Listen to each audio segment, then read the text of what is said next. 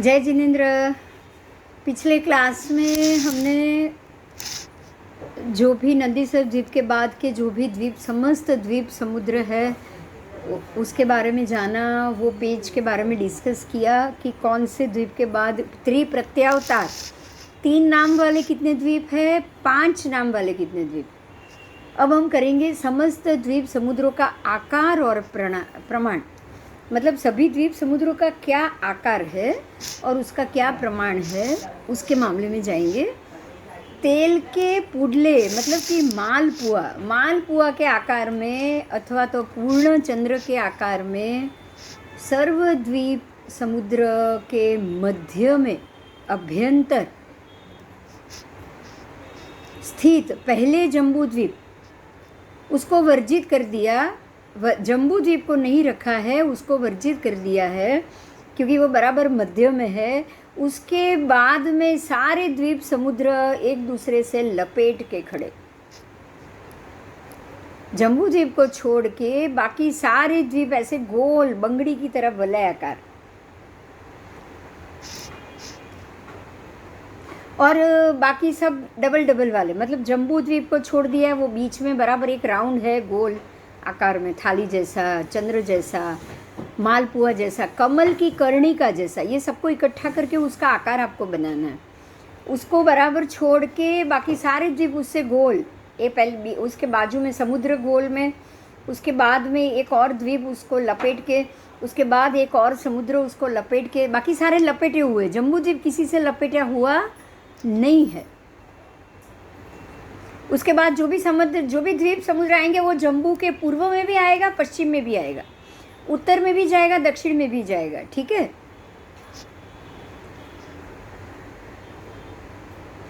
और खास करके जम्बू द्वीप 1 लाख हो गया तो उसके बाद आया लवण समुद्र, उससे डबल 2 लाख, तो 2 लाख इस तरफ, 2 लाख इस तरफ, तो एक से अब जम्बू 1 था तो उसकी जगह लवण कितना हो गया, 2 2 4 लाख हो गया।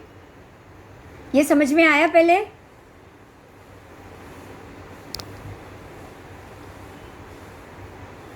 जम्बू बीच में है गोल में 1 लाख, तो अब लवण उसको लपेट के हैं, लवण की चौड़ाई 2 लाख है, पर पूरा लपेट के हैं तो हर दिशा में इस तरफ 2, इस तरफ 2, ऊपर भी 2, नीचे भी 2, तो 4 हुआ कि नहीं हुआ?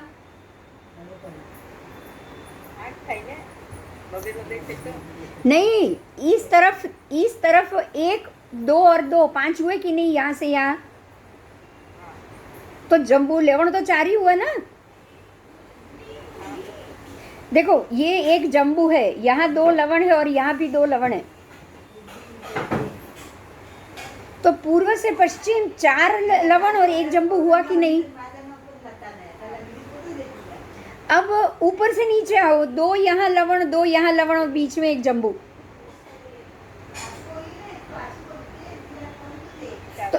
तो यहाँ से भी, यहाँ उत्तर से भी दक्षिण में भी 4 लवण और 1 जम्बू हुआ कि नहीं। हाँ, तो एक अगर लवण जम्बू है तो उसके चारों ओर लवण होने के कारण लवण का माप हो जाएगा जम्बू से 4 गुना, जम्बू से 4 गुना।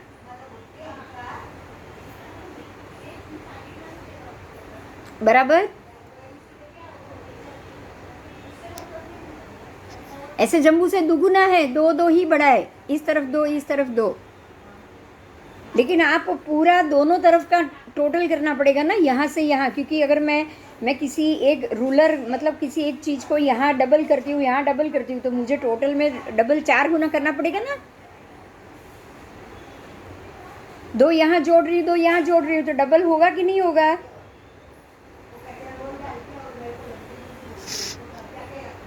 आओ आगे चलते हैं। बराबर इस तरह कालोदधी समुद्र तक डबल डबल डबल जाएगा। कालोदधी समुद्र भी इस तरफ 8 है तो इस तरफ 8, तो 16 हो गया। ऐसे कालोदधी 8 ही लाख है, लेकिन दोनों तरफ जोड़ोगे तो 16 हो जाएगा, इस तरफ का 8 और इस तरफ का 8। आप ऊपर से भी चेक करोगे, उत्तर से दक्षिण, वो भी हो जाएगा, क्योंकि यहाँ भी 8 है, यहाँ भी 8 है। या तो पूर्व पश्चिम चेक करोगे या उत्तर दक्षिण, आपको चारों का प्लस नहीं करना है।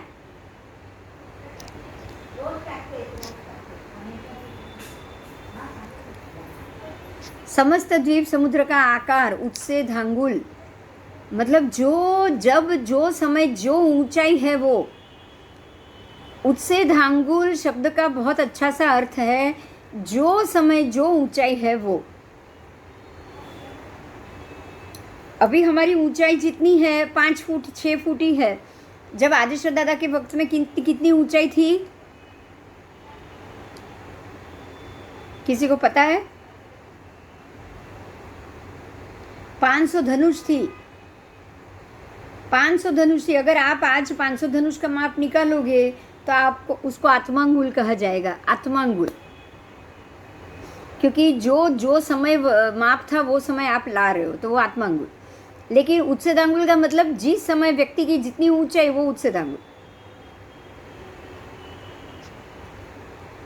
जो प्रमाणांगुल 400 गुना या 1000 गुना बड़ा होता है, प्रमाणांगुल उच्छेदांगुल से 400 गुना या 1000 गुना बड़ा होता है। इसका कुछ नाप का गणित है। 400 उच्छेदांगुल हो तो बराबर 1 प्रमाणांगुल, और वो प्रमाणांगुल से निष्पन्न 1 लाख योजन प्रमाण वाला जम्बूद्वीप आया है। जम्बूद्वीप जैन शास्त्र के मत अनुसार गोल विष्कंभ वाला है। उसको आप थाली जैसा गोल, मालपुआ जैसा गोल कहोगे, लेकिन द्वीप है तो द्वीप कैसा है? नीचे से लेके 1000 योजन तक ऊंचा, कोने से ऊपर चढ़ते हुए 1000 योजन तक वो ऊंचा हो जाता है। पाश्चात्य वैज्ञानिकों के मत अनुसार गेंद या नारंगी जैसा, पाश्चात्य मत अनुसार उन्होंने तो गेंद या नारंगी को हवा में बना दिया है। हवा में जैसे हो वैसा बैठा दिया, एक गोल नारंगी की तरह, बॉल की तरह, गेंद की तरह। इस आकार को प्रतर वृत्त कहते हैं। प्रतर वृत्त की लंबाई चौड़ाई प्रमाण से एक समान होती है, इसलिए वृत्त विष्कंभ वाली वस्तु को मध्य बिंदु से किसी भी विदिशा में नापा जाए तो एक समान प्रमाण आएगा। अब ये प्रतर वृत्त गोल हो गया। लवण को यहाँ से नापोगे तो 2 लाख, यहाँ से नापोगे तो 2 लाख, ऊपर से नापोगे 2 लाख, नीचे से नापोगे 2 लाख, चारों विदिशा में से कोने से नापोगे तो ही 2 लाख। तो ये क्या हो गया? वर्तुलाकार, प्रतर, वर्तुल, ये शब्द आएंगे गोलाई के।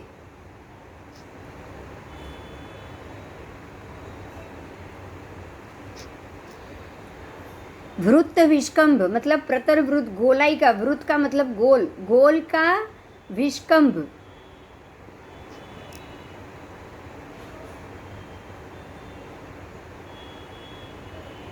सम प्रतर वृत्त मतलब सम गोल, उसका विस्तार हर जगह समान होता है।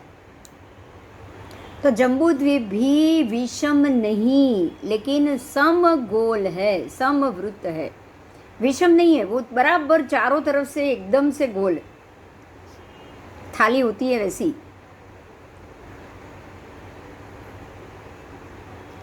चूड़ी के समान के आकार में, अब जम्बूद्वीप के आसपास चूड़ी के समान के आकार में लवण समुद्र आया है। अब चूड़ी के चारों भागों पे किनारे और बीच में पोलाण होता है, तो उसको परिमंडल अथवा वलय कहा जाता है। लवण समुद्र भी वैसे ही आकार का है और उसका चक्रवाल विष्कंभ। अब जो भी आपके द्वीप समुद्र आएंगे उसके लिए एक भाषा का इस्तेमाल किया जाएगा, वो है चक्रवाल विष्कंभ। चक्रवाल विष्कंभ का मतलब है गोलाई की लंबाई और चौड़ाई, मतलब ये गोल कितना चौड़ा है, गोलाई की परिधि, गोलाई की परिधि। ऐसे आयाम का मतलब है लंबाई, विष्कंभ का मतलब है चौड़ाई। गोलाई की भी लंबाई चौड़ाई होती है, तो वृत्त का के लंबाई चौड़ाई नापने का एक ही शब्द है आयाम विष्कंभ। आपको ये याद रखना है, बार बार शब्द आएगा।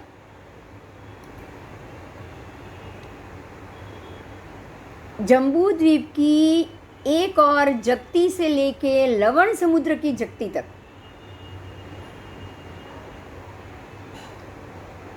2 लाख योजन का उसका विष्कंभ प्रमाण हुआ, चौड़ाई हुई, चौड़ाई।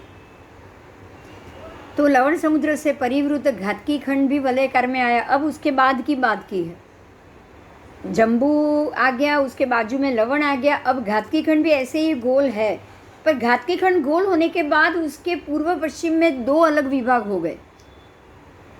पूर्व घातकी खंड, पश्चिम घातकी खंड। अब वो घातकी खंड के बाद जो समुद्र आएगा वो है कालोदधी समुद्र, वो उससे भी और गोलाई में आएगा। कालोदधी समुद्र 8 लाख योजन प्रमाण है, 8 लाख। तो इस तरफ भी 8 लाख हुआ, इस तरफ भी 8 लाख हुआ। ठीक है, इस तरह से आपको डबल डबल डबल डबल द्वीप समुद्र मिलेंगे। अंतिम कौन सा है? स्वयंभू रमण समुद्र। आओ पिक्चर में देखो, देखो यहाँ आपको स्पष्ट रूप से दिखेगा। सबसे पहले है मेरू अंदर, उसके बाद ये जम्बू 1 लाख योजन, उसके बाद ये लवण है तो 2 लाख यहाँ से, 2 लाख यहाँ से, चारों और सब जगह से 2 लाख, हर एक इंच से 2 लाख, यहाँ से भी हर एक मात्रा से, हर एक जगह से ये 2-2 लाख।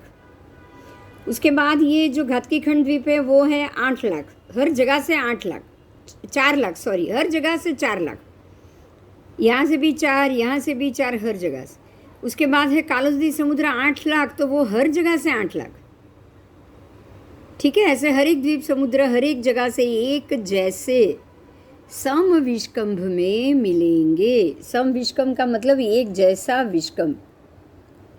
आप नाम देख सकते हो, जम्बू द्वीप, यहाँ द्वीप के नाम है। जम्बू द्वीप के बाद घातकी खंड, फिर पुष्कर द्वीप, फिर आया वारुणीवर द्वीप, उसके बाद वारुणीवर समुद्र, क्षीरवर द्वीप, क्षीरवर समुद्र, द्यूतवर द्वीप, द्यूतवर समुद्र, इक्षुवर द्वीप, इक्षुवर समुद्र, फिर असंख्य द्वीप समुद्र, उसके बाद अंतिम स्वयंभू रमण समुद्र।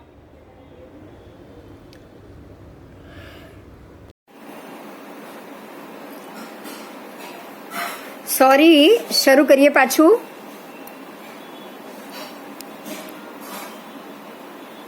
आओ, कालोदधी दूसरा समुद्र है, तीसरा पुष्करवर है, अंतिम स्वयंभू रमण समुद्र है। ये तीनों के समुद्र के प्राकृतिक जल जैसे स्वाद वाले हैं। कौन से स्वाद का? तो अतिशय निर्मल है, सुंदर है, हल्का है, शीघ्र पचने जैसा, अमृत जैसी उसमें मिठास है। और बाकी सारे असंख्यात द्वीप समुद्र जैसे कि इक्षु रस, उसके आस्वाद वाले, ये पानी ईख के रस जैसा स्वाद वाला, परंतु ईख उसके ऐसा स्वाद बोला है लेकिन वो इक्षु का नहीं होता है। ये पानी चतुर, जातक, तज, इलायची, केसर, काली मिर्च ऐसी वस्तुओं को चारों को मिक्स करके रस में डाल के उबाल के उसके जो तीखास आ जाए ना, जो कड़वा हो जाए ना, ऐसा हो जाता, ऐसी मिठास का ज्यादा मिठास अनुभव हो जाता है।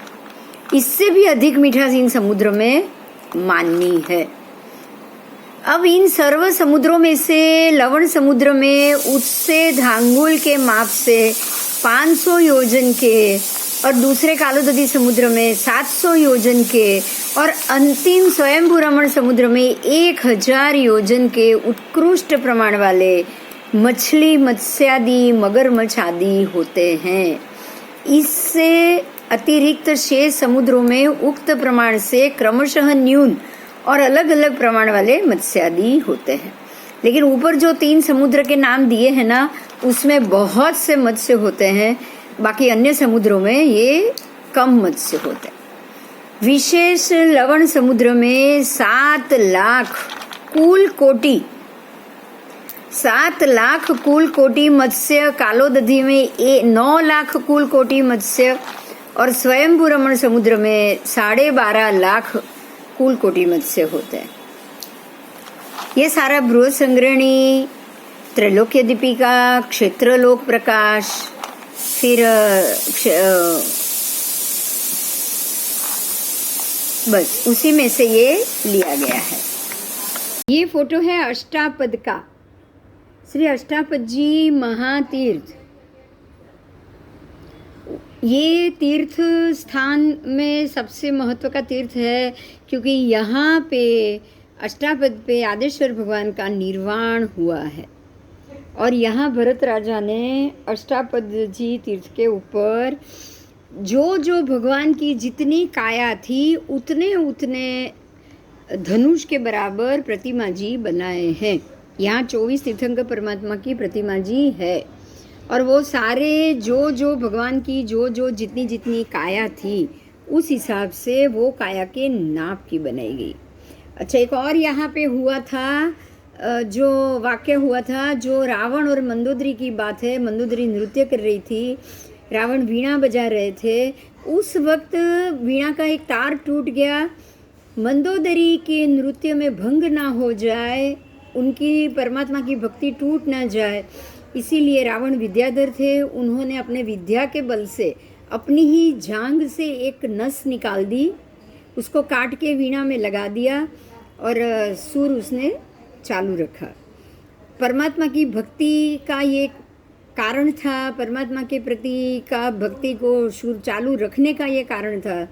ये कारण हो जो जिसी के लिए रावण को तीर्थंकर नाम कर्म का उस वक्त उपार्जन हुआ, उस वक्त उपार्जन हुआ। परमात्मा की भक्ति अगर ज़्यादा भाव से किया जाए और उस वक्त भक्ति करते करते अपने शरीर की चिंता न करी जाए ना, तो जरूर उसमें तीर्थंकर नाम कर्म निकाचित होता है।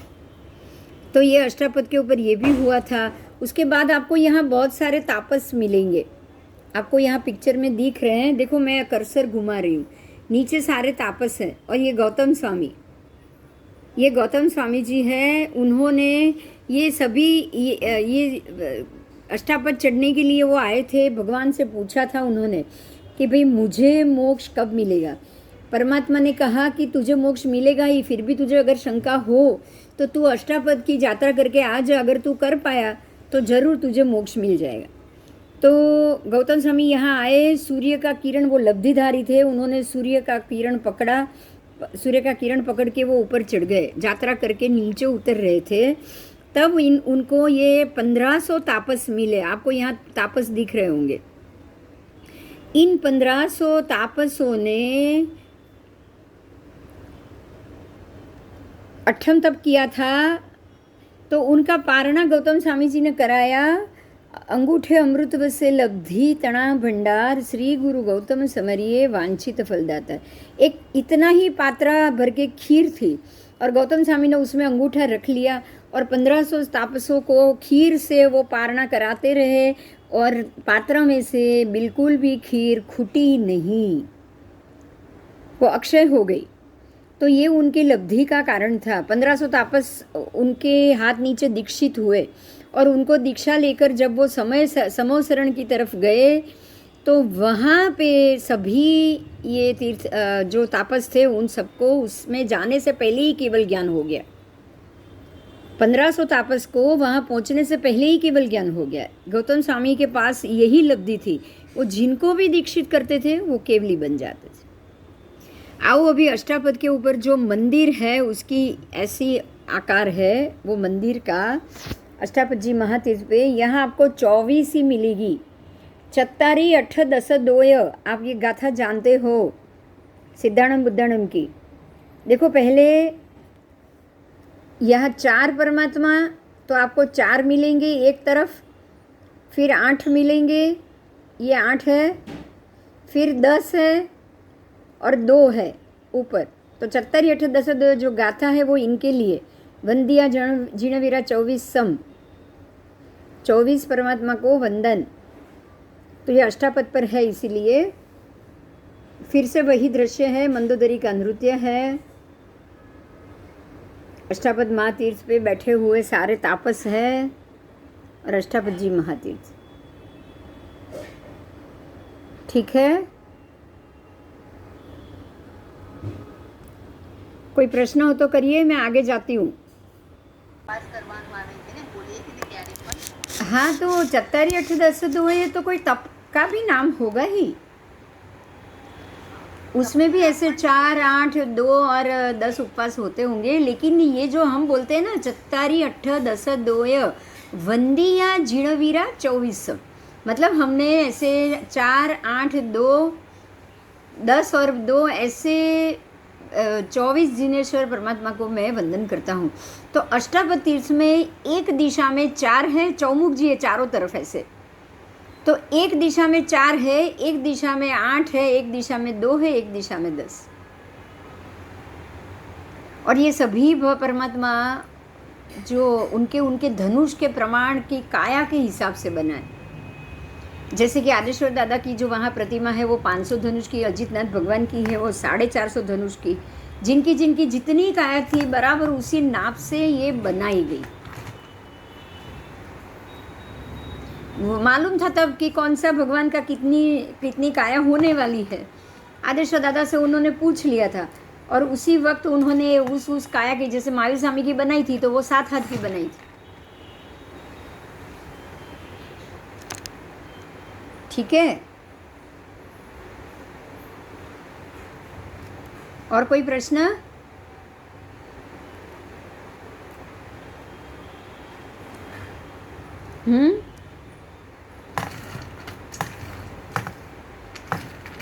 और कोई प्रश्न?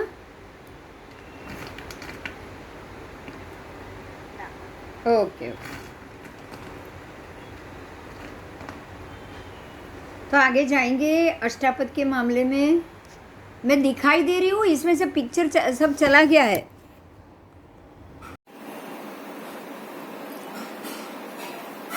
सॉरी, शुरू करिए पाछू।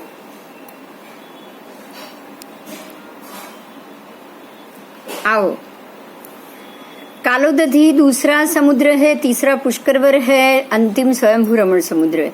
ये तीनों के समुद्र के प्राकृतिक जल जैसे स्वाद वाले हैं। कौन से स्वाद का? तो अतिशय निर्मल है, सुंदर है, हल्का है, शीघ्र पचने जैसा, अमृत जैसी उसमें मिठास है।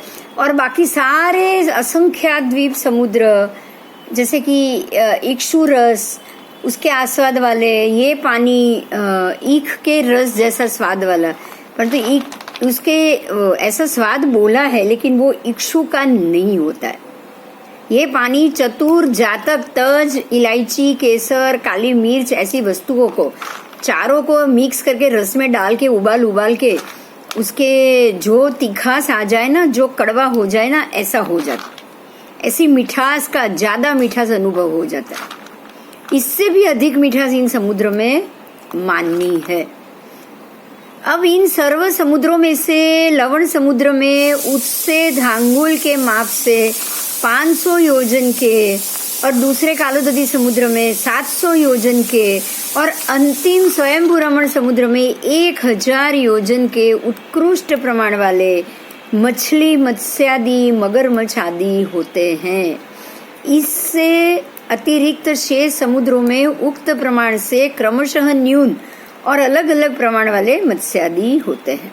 लेकिन ऊपर जो 3 समुद्र के नाम दिए हैं ना, उसमें बहुत से मत्स्य होते हैं, बाकी अन्य समुद्रों में ये कम मत्स्य होते हैं।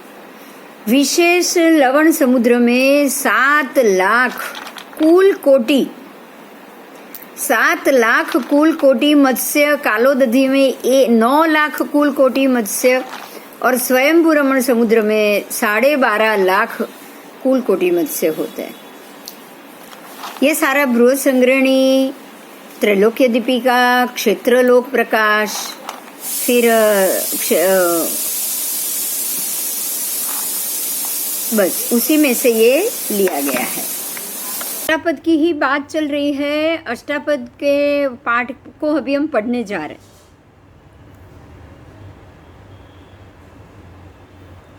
अष्टापद जी महातीर्थ जैन धर्म में प्रथम तीर्थंकर श्री ऋषभ देव प्रभु का निर्वाण इस अष्टापद जी महातीर्थ में हुआ था। भरत क्षेत्र की राजधानी अयोध्या नगरी से उत्तर में 12 योजन की दूरी पर श्री अष्टापद जी महातीर्थ स्थित है। माघ मास में कृष्ण पक्ष की 13 को, मतलब माह वद 13 को प्रभु ऋषभ देव भगवान ने अष्टापद गिरी पर मोक्ष प्राप्त किया था। ये पावन भूमि जहाँ भगवान ऋषभ देव के नश्वर देह का अग्नि संस्कार किया गया था, वहाँ चक्रवर्ती भरत महाराजा ने 3 गांव ऊंचाई का रत्नमय पाषाण से सिंह निषध्या नामक एक भव्य प्रासाद बनवाया। उन्होंने बहुत बड़ा मंदिर बनवाया, भव्य प्रासाद। उसके चारों ओर प्रभु के समोसरण की तरह स्फटिक रत्न के 4 द्वार, आप उसके द्वार देखोगे, आपने पिक्चर में देखा था, चारों ओर स्फटिक रत्न के द्वार, पगथिये के सहित बहुत सारे पगथिये, वो पगथिये के सहित वो द्वार स्फटिक के भी उन्होंने बनवाए। इस चैत्य में भगवान श्री ऋषभ देव की मूर्ति के अतिरिक्त अपने 99 भाइयों की दिव्य मूर्तियों को भी उन्होंने स्थापित किया था। इसके अलावा स्वयं की भी प्रभु की सेवा करती हुई एक प्रतिमा जी को उन्होंने अष्टापद पे स्थापित की थी। ओहो, क्या ये सब बात आप जानते हो? मैंने तो आज पहली बार सुनी। आप सब जानते हो क्या? वहाँ पे भरत राजा ने अपने 99 भाइयों की भी प्रतिमा जी बनाई है और खुद की भी भगवान की सेवा करते हुए बनाई। आप जानते हो ये बात? हाँ? नहीं, हाँ, मुझे नहीं पता था, मुझे तो ये पहली बार मालूम पड़ा। મને નથી ખબર, મને તો 24 ભગવાનના ભગવાનની જ છે. हाँ, पर वही तो, यही तो बात है कि बहुत सारी आधी चीज़ ऐसी है जो हम जानते ही नहीं है। हमें यहाँ से ऐसी ऐसी चीज़ की जानकारी मिल रही है जो हमें पता ही नहीं है। आगे चलो। ये नगरी अयोध्या से सिर्फ 12 योजन ही दूर है, ये पता था, लेकिन वहाँ पे ये सब प्रतिमा जी है वो नहीं पता था।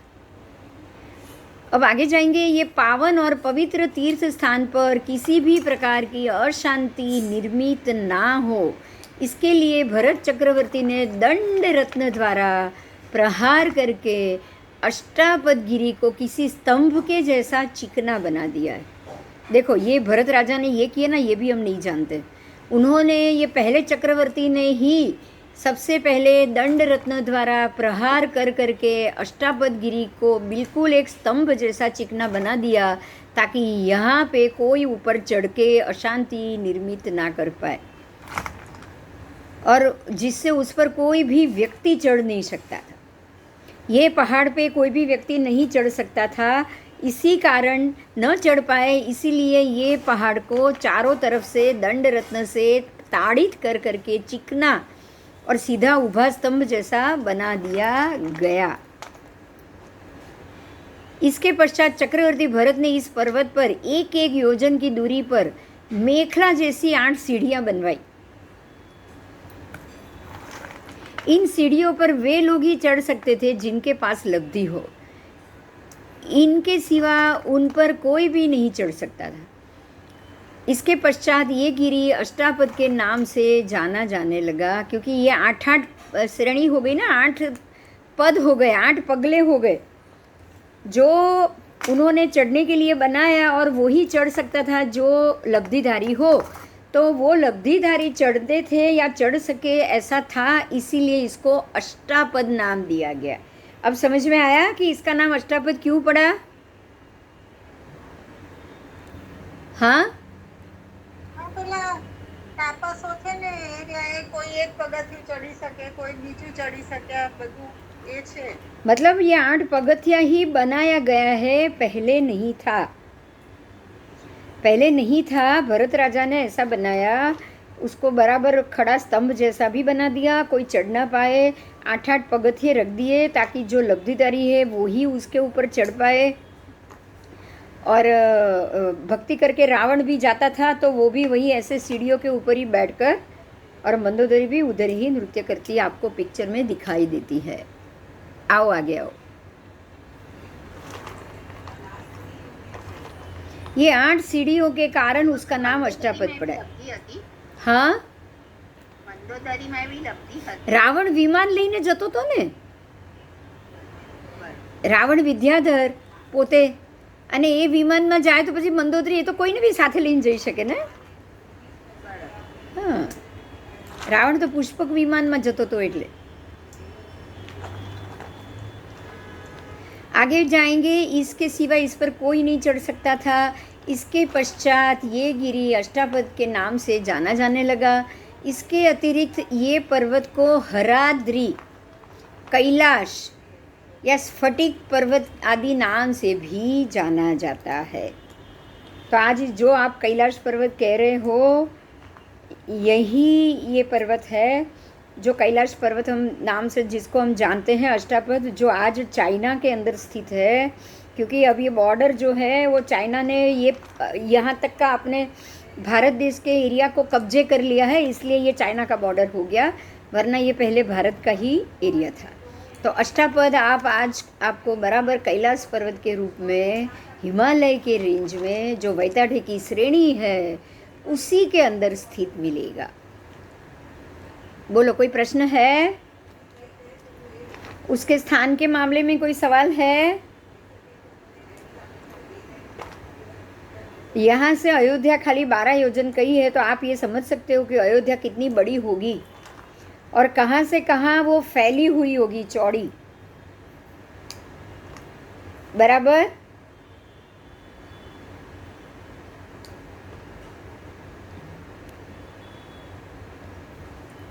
अब ये तो सारा हुआ ऋषभ देव भगवान के समय में, उनके निर्वाण के बाद भरत राजा के द्वारा ये सारी चीज़ हुई। उसके बाद तो भरत राजा का भी निर्वाण हो गया। अब उसके बाद 50 कोड़ा कोड़ी सागरोपम, मतलब कि आधा जो आप हमारा जो पंचम आरा चतुर्थ आरा था वो निकल गया। आधा चतुर्थ आरा, चौथा आरा ही एक कोड़ा कोड़ी का होता है, तो उसमें से 50,000 कोड़ा कोड़ी निकल गए। तो आधा चौथा आरा निकल गया। उसके बाद हुए अजीतनाथ भगवान, और अजीतनाथ भगवान के वक्त जो दूसरे चक्रवर्ती हुए जिसका नाम था सगर चक्रवर्ती, उसका नाम था सगर चक्रवर्ती। तो उसके 60,000 पुत्र, जो मैंने आपको पहले बताया था एक बार कि वो 60,000 पुत्रों ने, सगर चक्रवर्ती के 60,000 पुत्र जो मरकर देव बने थे, उसकी जो बात की थी, अब उसी को हम ध्यान में लेके आगे इसमें पढ़ेंगे। जैन धर्म के दूसरे तीर्थंकर श्री अजीतनाथ भगवान के बंधु, उनके ही भाई थे ये सगर, उनके समय में ये चक्रवर्ती बने थे, उनके ही भाई थे जिनका नाम था सगर। तो भगवान ने तो दीक्षा ले ली, अजीतनाथ भगवान ने तो, लेकिन उनके भाई जो चक्रवर्ती थे उन्होंने दीक्षा नहीं ली थी। वो सगर चक्रवर्ती के 60,000 पुत्र थे। उनमें से सबसे बड़े का नाम था जहनु कुमार। जहनु कुमार एक बार परिभ्रमण करते हुए सगर चक्रवर्ती के 60,000 पुत्र अष्टापद गिरी के नज़दीक पहुंच गए। अब सगर चक्रवर्ती भी तो जीतने निकले होंगे, जैसे ही भरत राजा निकले थे सठखंड, सगर चक्रवर्ती भी निकले होंगे।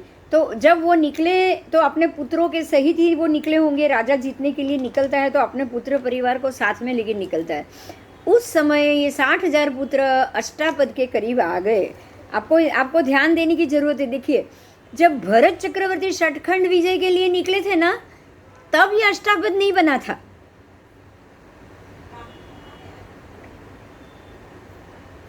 समझ में आ रही है मेरी बात? ये बना था कब? पर्वत तो वहीं पे होगा, लेकिन अष्टापद बनाया गया, उस पे प्रतिमा जी लाई गई, उसको बराबर वो स्तंभ जैसा चिकट बनाया गया, उसको दंड रत्न से ताड़ित किया गया। वो तो जाहिर है, दंड रत्न तो चक्रवर्ती होने के बाद ही उनको मिला है। भरत राजा को दंड रत्न चक्रवर्ती होने के बाद ही मिला है। उन्होंने परमात्मा का निर्वाण हुआ उसके बाद ये बनाया, ऋषभदेव भगवान के निर्वाण के बाद बनाया। तो हमारे लिए समझने की बात यह है कि अष्टापद जब उसके बाद ही दूसरे चक्रवर्ती हुए तो उन्होंने देखा कि यहाँ अष्टापद बना हुआ है। पहले चक्रवर्ती के वक्त तो अष्टापद जैसा बना हुआ नहीं होगा वैताठे गिरी में।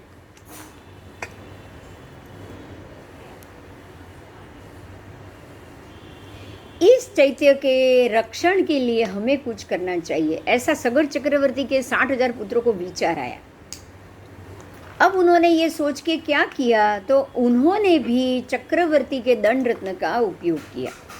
जो चक्रवर्ती का दंड रत्न होता है ना, अब पहले चक्रवर्ती ने क्या किया था, अष्टापद पर्वत को ही अष्टापद बना दिया था। वो कैलाश नाम के पर्वत को ही उन्होंने अष्टापद बना दिया, वहीं पे ही उन्होंने पगथिये बना दिए, उसको ही उन्होंने दंड रत्न से पीट पीट के पूरा लंबा स्तंभ जैसा बना दिया। अब दूसरे चक्रवर्ती के 60,000 पुत्रों ने क्या किया, तो उन्होंने ये जाना कि ये पवित्र गिरी पर भगवान ऋषभदेव का निर्वाण हुआ है। तब उन्होंने अत्यंत हर्षित होकर विद्या का उपयोग करके उस पर्वत पे चढ़ गए।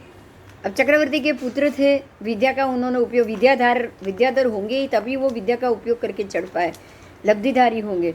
फिर उन्होंने सिंह निषध्या चैत्य में प्रवेश किया। वहाँ पे जो भरत राजा ने चैत्य बनाया था उसमें भी उन लोगों ने प्रवेश कर लिया और श्रद्धापूर्वक सभी जिन बिंबों की भक्ति की। अब ये पुत्रों ने ये सारा दर्शन किया।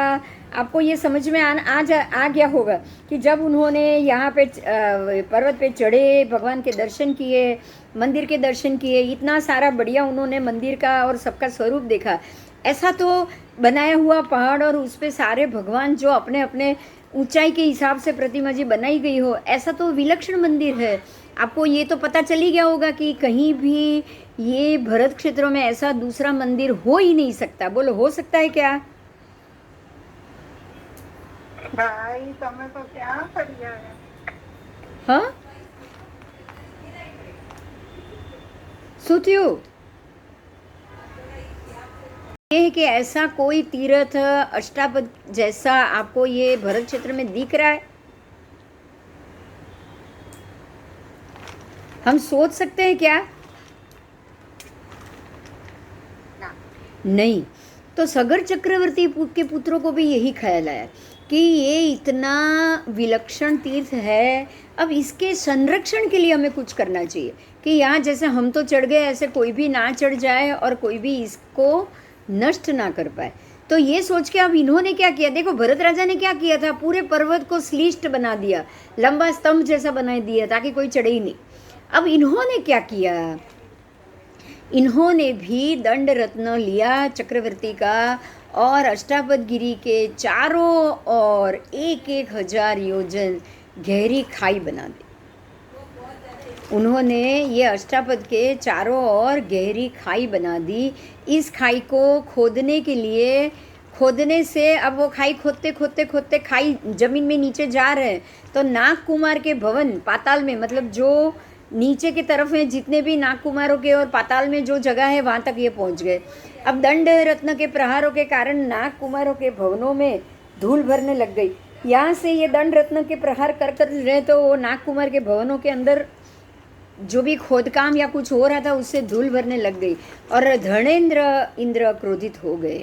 वो क्रोधित होके उन शिकायत की मुद्रा में ये इंद्र ने बाहर आए और उन्होंने क्रोध किया। तो जैनु कुमार ने उनको ये जवाब दिया कि अरियन की भक्ति से बिना विचार किए जो कृत्य किया है उसके लिए आप हमें क्षमा करें और हम भविष्य में ऐसा कोई भी कार्य नहीं करेंगे। ये ऐसा हो चुका है, इसलिए ये वार्ता आपको बताई गई है। अब नागराज धर्मेंद्र तो ये बोलकर चले गए, गुस्सा करके चले गए, लेकिन जहनु ने अपने भाइयों से कह दिया कि हमने अष्टापद के चारों ओर खाई का निर्माण तो कर लिया, लेकिन पाताल जितनी इस गहरी खाई को जल के बगैर कोई भी शोभा नहीं है। अब आपको इसको जल से भरना पड़ेगा, खाली खाई से नहीं चलेगा। तब उन्होंने इस खाई भूमि मिट्टी को वापस भरने के लिए उन्होंने जल कहाँ से लाना है ये सोचा कि अब इसको भरने के लिए आप जल कहाँ से लाओगे।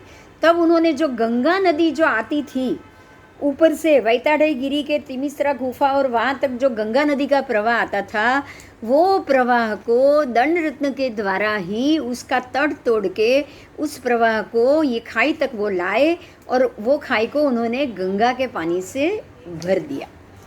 पृथ्वी में एक नहर बनाई गई, नहर से वो पानी को तेज़ी से उसमें खाई में प्रवेश करा दिया गया और पीछे पीछे ये पानी आता आता पूरे अष्टापद गिरी के आसपास की खाई में ये भर गया। इस प्रकार से 1,000 योजन गहरी खाई गंगा के जल से भर दी गई। अब अष्टापद गिरी के चारों ओर ये खाई हो गई, पानी से भर गया। उसके पश्चात गंगा का पानी नाग कुमारों के भवनों में भी चला गया। देखो यहाँ समझने की बात यह है, जब वो ज़मीन थी, जब खोदी गई तो धूल निकल के उनके भवन में पहुंच गई। अब वो पानी से भरेंगे तो पानी जाएगा कि नहीं जाएगा। जब जमीन थी, जमीन को खोदी तो नाग कुमार के नीचे जो आवास थे उसमें वो चला गया, तो अब उसको पानी से भर दिया तो उनके आवास तक पानी चला गया।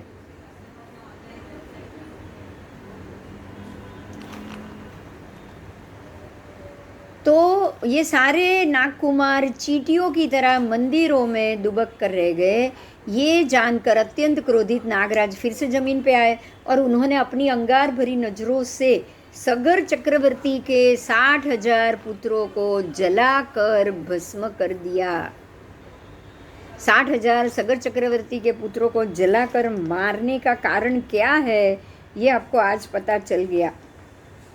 उनके पुत्रों को जलाकर भस्म कर दिया गया था और ये मरने के बाद सारे नागकुमार योनि में ही गए और वेलंधर देव बने हैं।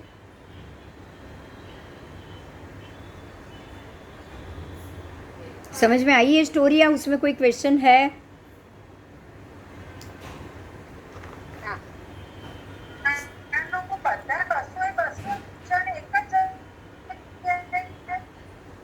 बसो मतलब बसो कहाँ, ये तो 60,000 पुत्र थे। अरे 60,000 બધા વેલંધર દેવ બને। हाँ, अब नागकुमार ने उनको जला दिया है तो नागकुमार का ही उनके मरने के समय उनका ही आर्त ध्यान हुआ होगा, कोई तो कारण होगा।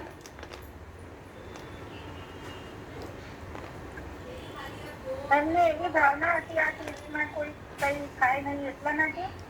उसके लिए भी और उनके तो देखिए सगर चक्रवर्ती के ये पुत्र हैं और पुत्र भी मतलब समय भी तो बहुत अच्छा है, आज से अजितनाथ भगवान का समय है, तो जड़ वक्रता तो तब ही थी नहीं ना,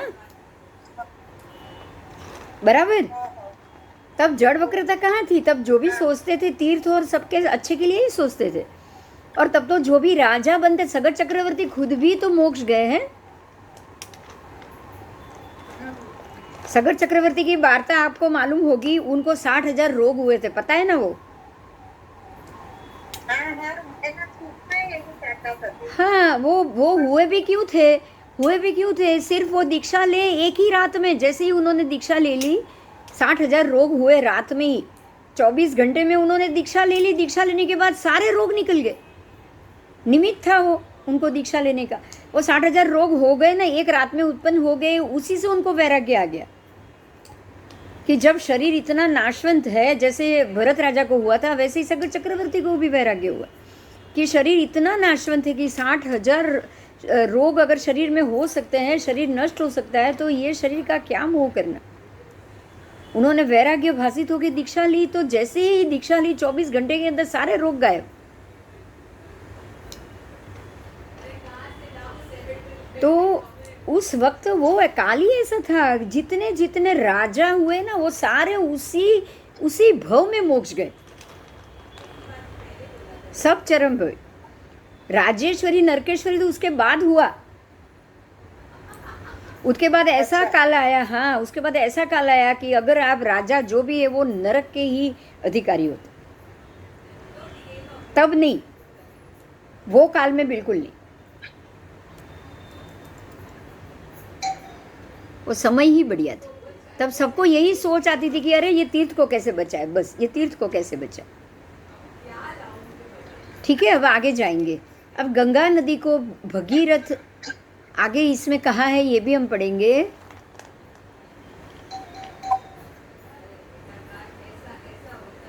इनको जलाकर भस्म कर दिया, फिर पुनः वो पाताल लोक में धर्मेंद्र चले गए।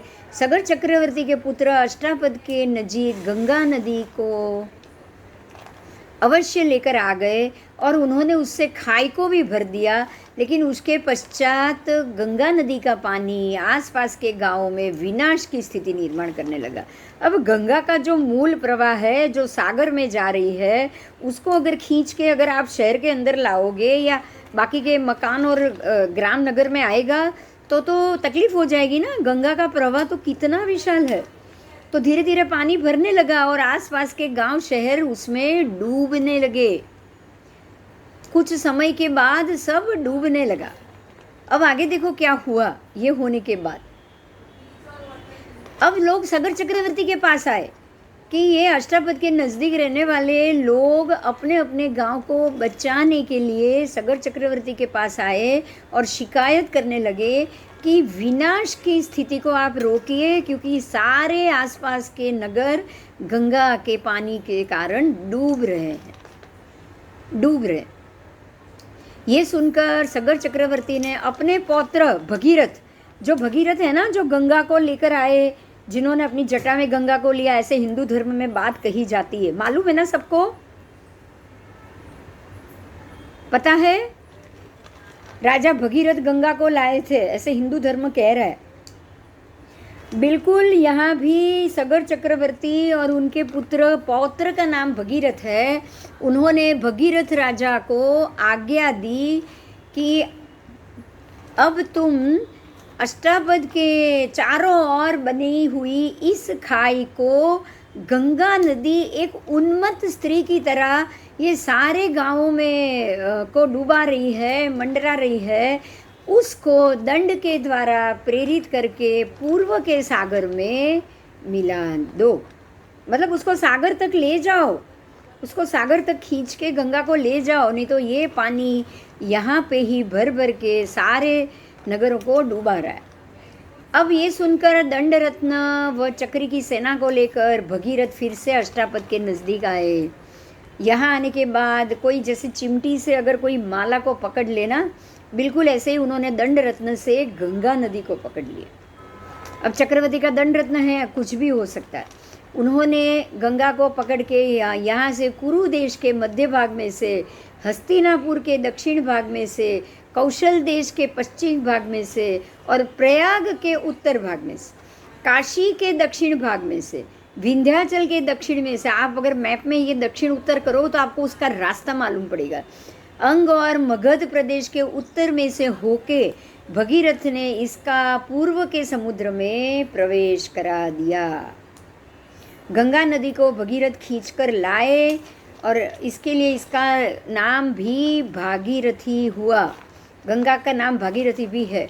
और ये खींचकर वो जहाँ तक गंगा को लेकर सागर में मिलाने के लिए ले गए, उस जगह को गंगा सागर नाम आज भी दिया हुआ है। समझ में आई ये बात? अजीतनाथ भगवान के पौत्र ने, भागीरथ ने दंड रत्न से गंगा के पूरे प्रवाह को अष्टापद की ओर से खींचकर पूरे काशी, फिर बंग, अंग, वहाँ से होके हस्तिनापुर से होके गंगा सागर तक वो गंगा के प्रवाह को लेकर गए। इसीलिए गंगा का नाम भागीरथी भी हुआ, क्योंकि भागीरथ उसको लेकर आए, और उसका नाम गंगा सागर भी हुआ, जहाँ पे उन्होंने सागर में जाकर गंगा को मिला दिया। तो अब आपको यहाँ दो चीज़ और मिली। एक तो गंगा नेचुरली, नैसर्गिक रूप से खंड नंबर, हमारे खंड नंबर 6 से गंगा में सागर में मिल रही थी, लेकिन आपको ये मध्य भाग में से भी गंगा सागर से डायरेक्ट वहाँ से भी लवण में मिली हुई दिखाई देगी। समझ में आया? स्टोरी कुछ समझ में आई? हाँ। अब दूसरी बार, तीसरी बार उसको सुनोगे ना तो मज़ा आ जाएगा रिकॉर्डिंग में। ध्यान से सुनिएगा। बाद में कोई प्रश्न है तो कभी भी प्रश्न कीजिए। आओ।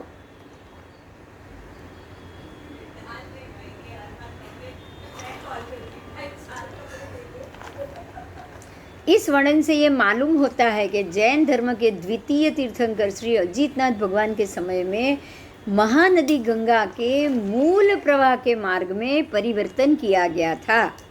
अब आपको यहाँ ये बात मिलेगी कि ये गंगा नदी के मूल मार्ग में जो निकलकर सीधी वो समुद्र में खंड नंबर 6 से जाती थी, उसके बदले उसका प्रवाह को मोड़ के गंगा सागर तक से खींच के सागर में मिलाया गया। अब उसको नया मोड़ दे दिया। अब उसको नया मोड़ दे दिया है तो नया जगती में छिद्र भी, छेद भी बनाया गया होगा। उसके अलावा तो वो सागर में मिलेगी नहीं। समझ में आ रही है ये बात? जब गंगा नदी को खींच के वहाँ तक गंगा सागर, काशी के पास के रास्ते निकाल के गंगा सागर तक, प्रयाग जो आज कहा जाता है उत्तरांचल के भाग में, वहाँ से उसको समुद्र में मिलाया गया, तो अलग से वहाँ से समुद्र में गंगा को मिलाने के लिए जम्बूद्वीप की जगती में छेद बनाया गया। छेद बनाए बगैर तो गंगा को सागर में आप मिला नहीं सकते थे, क्योंकि जगती तो पूरी बंद है। तो ऐसे ऐसे आपको जगती के अंदर से छेद बन के गंगा को बाहर सागर में ले जाने का रास्ता दिखाई देगा। इस अष्टापदगिरी से नदी के इस प्रवाह को मोड़ देकर अनेक प्रदेशों में गुजार कर फिर पूर्व समुद्र की ओर बहा दिया गया। वर्तमान में गंगा नदी गंगोत्री से भी पहले गौमुख से प्रकट होती हुई दिखाई पड़ती। गौमुख मतलब जो आप आगे आगे आगे आगे जाओगे तो आपको आगे आगे कैलाश के रास्ते तक, जो कैलाश पर्वत है वहाँ से लेकर हमारा जो उत्तरांचल का जो भाग है उसके बीच में आपको कहीं ना कहीं गौमुख, जो गंगोत्री में गौमुख है, यमुनोत्री में भी आपको वहाँ से यमुना का जो इनका जो उद्गम स्थान है वो दिखाई देता है। गंगा का जो गंगोत्री में दिखाई देता है। आपको यहाँ एक ही बात समझनी है, बहुत ध्यान से ये मेरी बात सुनिएगा।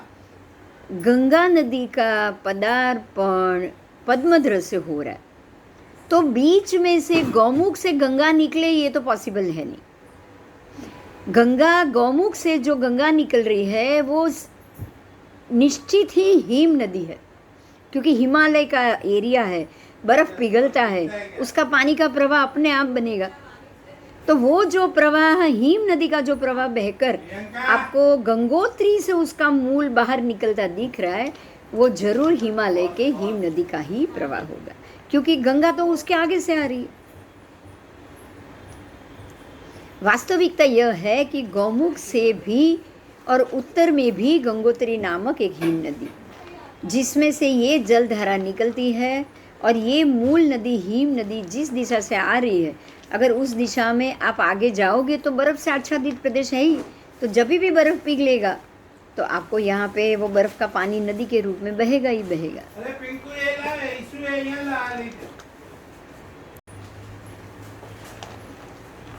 अष्टापजी तीर्थ जैन शास्त्रों के अनुसार भरत चक्री की अयोध्या नगरी से सिर्फ 12 योजन दूर था,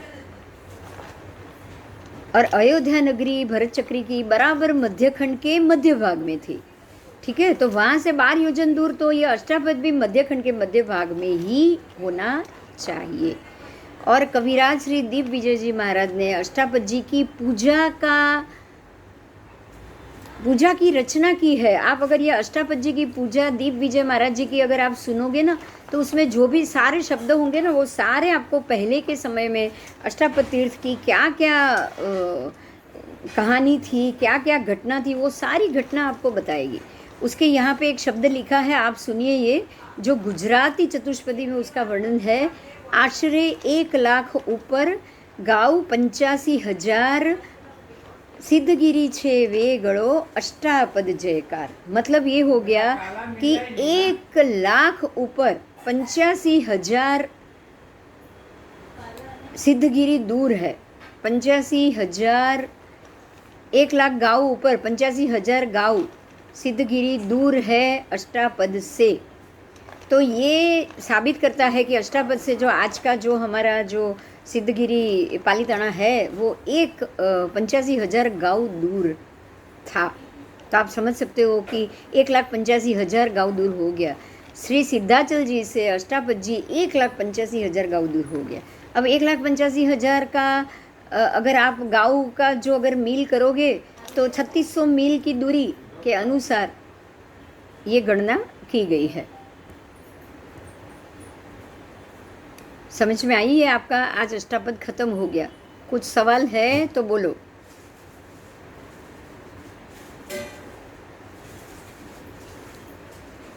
अष्टापद की क्या कहानी है, अष्टापद कैसे तीर्थ की रचना हुई, अष्टापद के पर्वत को क्या कैसे क्यों बनाया गया, ये सारी बात आज आपने जानी। और ये सारी चीज़ भरत चक्रवर्ती के वक्त की, आदेश ऋषभदेव भगवान के वक्त की है, जो चौथे आर्य की शुरुआत की है, जो एक कोड़ा कोड़ी सागरोपम के पहले की है। तो जाहिर है कि ये बात तो, इसमें कोई दूसरी बात तो आएगी नहीं, है ना। अजितनाथ भगवान के वक्त ये सब हुआ होगा तो अजितनाथ भगवान भी तो केवली भगवान थे, उनकी ही बताई हुई बात होगी। इसमें कोई बात भी थोड़ा भी इधर उधर है ये तो पॉसिबल ही नहीं। इस पे तो हमें इसी कारण से बिल्कुल भरोसा करना चाहिए कि ये बात सचमुच हमारे पास केवली भगवान की ही बताई हुई है। ठीक है, कोई प्रश्न है?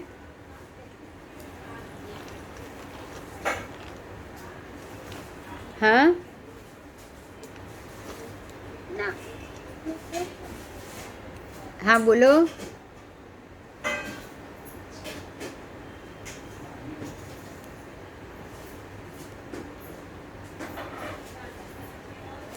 अब आगे का जो है उसमें तिरछा लोक में रहे द्वीप समुद्र के प्रमाण बताए गए हैं। आओ देखो, ये जो जम्बू द्वीप है वो 1,00,000 योजन है, फिर घातकी खंड 4, उसके बाद यहाँ दूसरा, यहाँ लवण 2, घातकी खंड 4, कालोदधी 8। अब ये तो शुरुआत के छोटे छोटे 8,00,000 10,00,000, आप आगे आगे मल्टीपल में आते जाओ आते जाओ आते जाओ। देखो जो 51वां और 52वां द्वीप है ना, कुछ नंबर समझ सकते हो आप?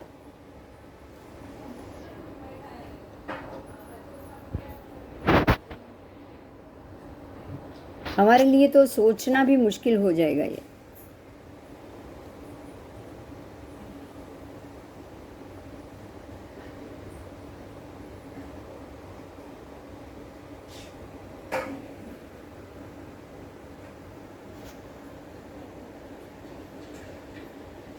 बाईस के पीछे कितने आंख लगे हैं?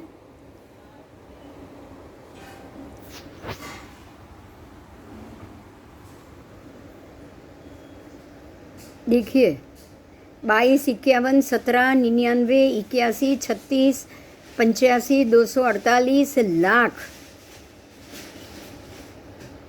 इतने लाख योजन का भूजग वराव भास समुद्र।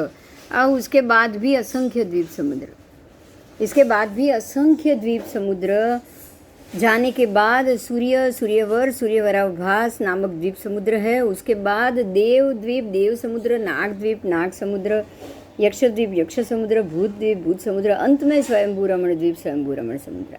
तो ये असंख्य जो द्वीप समुद्र है वहाँ तक जंघाचारण मुनि जरूर जा सकते हैं।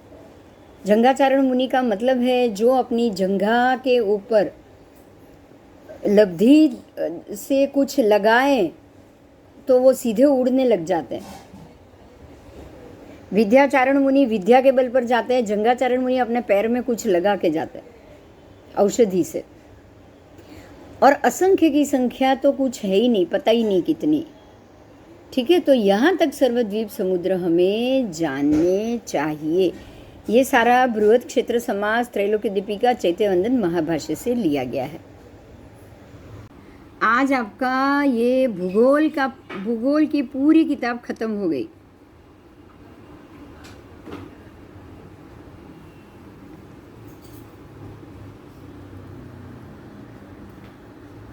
अब अगले क्लास से हम लास्ट हमारी चौथी किताब जैन खगोल पढ़ेंगे।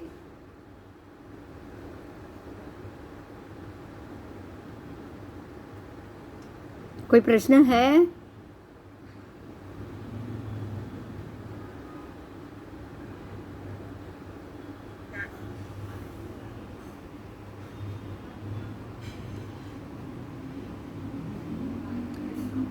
अगर कोई प्रश्न नहीं है तो फिर आज जल्दी बंद कर दें। अगले क्लास में जैन खगोल करेंगे। 8 तो वैसे भी हो ही चुकी है।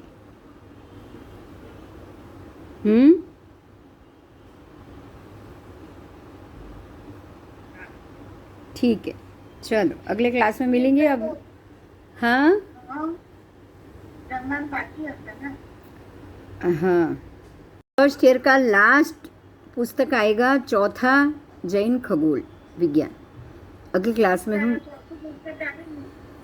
चौथी पुस्तक तो आई गया ना, मैंने सबको दिया हुआ है। क्या नहीं है तेरे पास भी हुआ? हाँ अच्छा, उसके आगे मैं बुक काटी नहीं आपकी। हाँ, आज लास्ट था, लास्ट पेज हो गया ये। अच्छा, जय जिनेंद्र। अब अगले क्लास से हमारा दूसरा सब्जेक्ट शुरू होगा, उसका नाम है जैन खगोल विज्ञान। Thank you very much.